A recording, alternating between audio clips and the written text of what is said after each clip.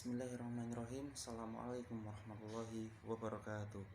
Innalhamdalillah nahmaduhu wa nasta'inuhu wa nastaghfiruhu wa na'udzu billahi min sururi anfusina wa min sayyiatina a'malina may yahdihillahu fala mudhillalah wa man yudhlilhu fala hadiyalah. Asyhadu an la ilaha illallah wahdahu la syarikalah wa asyhadu anna Muhammadan abduhu wa rasuluh anabiyya ba'da. Allahumma sholli ala sayyidina Muhammad wa ala alihi Muhammad washabiin ajmain. Selamat pagi murid-muridku. Pada kesempatan kali ini Bapak akan menjelaskan pengertian dari yang pertama, yaitu saya akan menjelaskan 3 poin di sini. Yang poin pertama ada dasar dan tujuan akidah Islam. Yang kedua ada dalil tentang dasar dan tujuan akidah Islam. Yang ketiga ada hubungan antara iman, Islam, dan ihsan. Baik, yang pertama yaitu pengertian akidah Islam. Baik, saya lanjutkan. Pengertian akidah Islam menurut bahasa. Menurut bahasa, akidah berasal dari bahasa Arab akidah, yang artinya sesuatu yang berbuhul atau tersimpul secara erat dan kuat. Dan jika disederhanakan secara bahasa, yaitu akidah yang berarti ikatan, kepercayaan ataupun keyakinan. Dan akidah Islam berarti keyakinan dalam Islam. Nah, menurut istilah, akidah adalah pandangan, pemahaman, atau ide yang diyakini kebenarannya oleh hati itu berdasarkan dan sesuai dengan ajaran Islam yang berpedoman pada Al-Quran dan Al-Hadis. Berarti dengan demikian, apabila pandangan ataupun pemahaman atau ide yang diyakini kebenaran oleh seseorang tersebut berdasarkan sesuai dengan Al-Quran dan Hadis, disebut akidah yang sahih ataupun itu benar, dan atau akidah yang islami. Sebaliknya, akidah yang tidak sesuai dengan Al-Quran dan Al-Hadis disebut juga akidah yang batil ataupun yang salah, atau akidah non-islami. Kemudian yang selanjutnya, yaitu yang pertama, dasar dan sumber akidah Islam. Anak-anak di sini ada yang sudah paham tentang apa dasar dan sumber akidah Islam? Baik, saya akan menjelaskannya. Dan Islam itu memiliki dasar-dasar akidah sendiri yang berbeda dengan dasar-dasar akidah dalam agama lain. Dengan dasar-dasar akidah tersebut, seseorang dikatakan berakidah Islam atau mukmin. Dasar-dasar akidah Islam termaktub dalam rukun iman yang ada 6. Rukun iman yang 6 yaitu apa saja? Kalian sudah paham kan? Yang pertama ada iman kepada Allah Subhanahu wa ta'ala, iman kepada malaikat, iman kepada para nabi dan rasul, iman kepada kitab-kitab, iman kepada hari akhir ataupun hari kiamat, dan iman kepada qada dan qadar. Dan sumber akidah Islam itu adalah Al-Quran dan Al-Hadis. Dan maksudi selanjutnya yaitu ada tujuan akidah Islam. Apa sih itu tujuan akidah Islam? Itu ada 6. Yang pertama itu melanjutkan akidah yang sudah ada sebelumnya, dan akidah yang didakwakan oleh Nabi Adam alaihi salam dan oleh Nabi Muhammad sallallahu alaihi wasallam.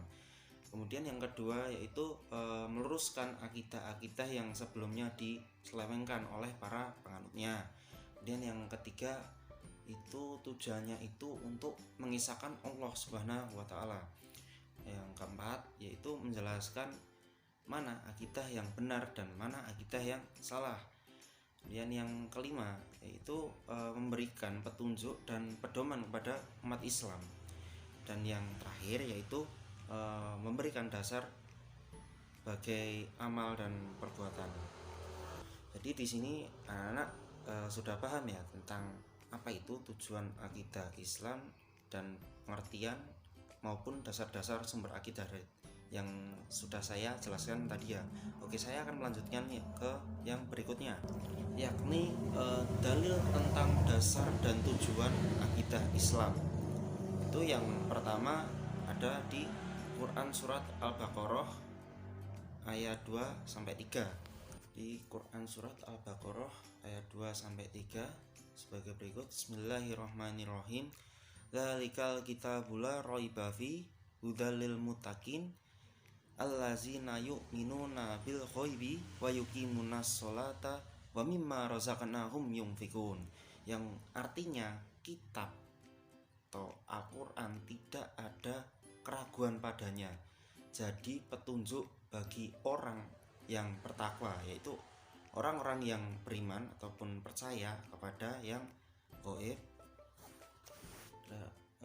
percaya kepada yang gaib dan mendirikan sembahyang dan menafkahkan sebagian rezeki yang kami berikan kepada mereka. Itu yang dalil yang disebutkan pada Quran surat Al-Baqarah ayat 2 sampai ayat 3. Kemudian yang berikutnya yaitu ada di Quran surat An-Nisa ayat 36 yang artinya itu sembahlah Allah dan janganlah kamu mempersekutukannya dengan sesuatu apapun, dan berbuat baiklah kepada orang tuamu, kerabat dekatmu, anak-anak yatim, orang miskin, tetangga yang dekat dengan tetangga yang jauh, teman sejawat, dan ibnu sabil dan hamba sahayamu. Sungguhnya Allah tidak menyukai orang-orang yang sombong dan membangga-banggakan diri. Jadi gini ya anak-anak,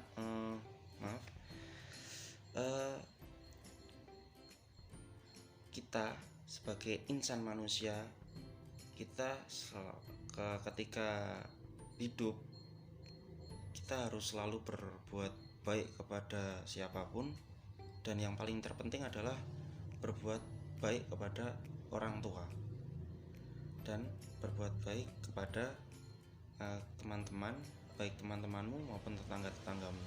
Jadi jangan sampai kita itu terlalu sombong hingga kita melupakan perbuatan baik.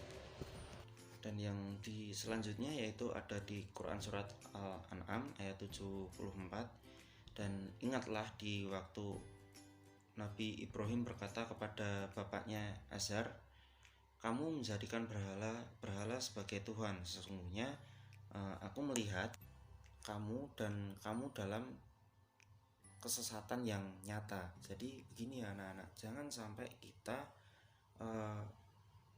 melupakan ibadah kita dan menjauhi perbuatan-perbuatan yang syirik, yaitu yang menyekutukan Allah.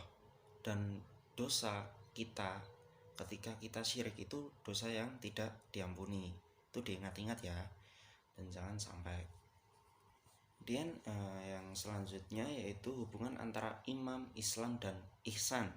Nah, secara singkatnya dapat dikatakan bahwa imam berkaitan dengan akidah, Islam berkaitan dengan syariah, dan ihsan itu berkaitan dengan akhlak. Nah, ketiganya ini merupakan satu kesatuan yang tidak bisa dipisahkan.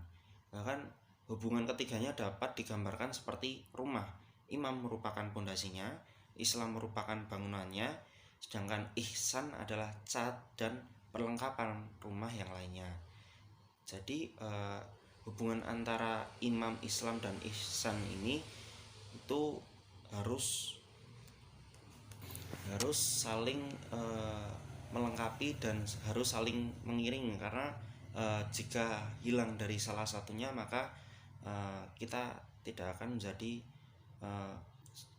sebagai sosok muslim yang baik, dan kehilangan iman, bahkan bisa kehilangan ihsan. Nah, contoh orang yang kehilangan imannya yaitu orang yang sedang berbuat yang tercela, berbuat yang tidak baik, misalkan mencuri ataupun melukai orang lain, mencelakakan orang lain dan lain sebagainya, hingga sampai dia itu lupa untuk cara beragama dengan baik. Begitu ya anak-anak, sudah paham sampai di sini? Ya, baik, paham ya. Kemudian yang berikutnya yaitu ada dalil tentang hubungan antara iman, Islam, dan ihsan, yang dalilnya itu sudah dijelaskan di Quran surat An-Nur ayat 55. Allah itu sudah menjanjikan bagi orang-orang yang beriman di antara kamu dan mengerjakan amal soleh menjadi pimpinan di bumi sebagaimana ia telah menjadikan orang-orang dari sebelum mereka, yaitu kaum muslim terlebih dahulu, sebagai pimpinan dan mengokohkan bagi mereka agama mereka yang ia ridhoi bagi dirinya, dan menggantikan mereka dari rasa takut, baik itu rasa takut, rasa tenang. Kemudian mereka itu menyembah hanya kepadaku, kepada Allah. Mereka tidak menyerikatkan aku dengan sesuatu pun, dan barang siapa ingkar setelah itu maka mereka adalah orang-orang yang fasik. Mungkin hanya itu saja yang bisa saya sampaikan. Apabila Bapak ada kurang dan lebihnya, Bapak mohon maaf. Kurang lebihnya saya mohon maaf. Wassalamualaikum warahmatullahi wabarakatuh. Terima kasih.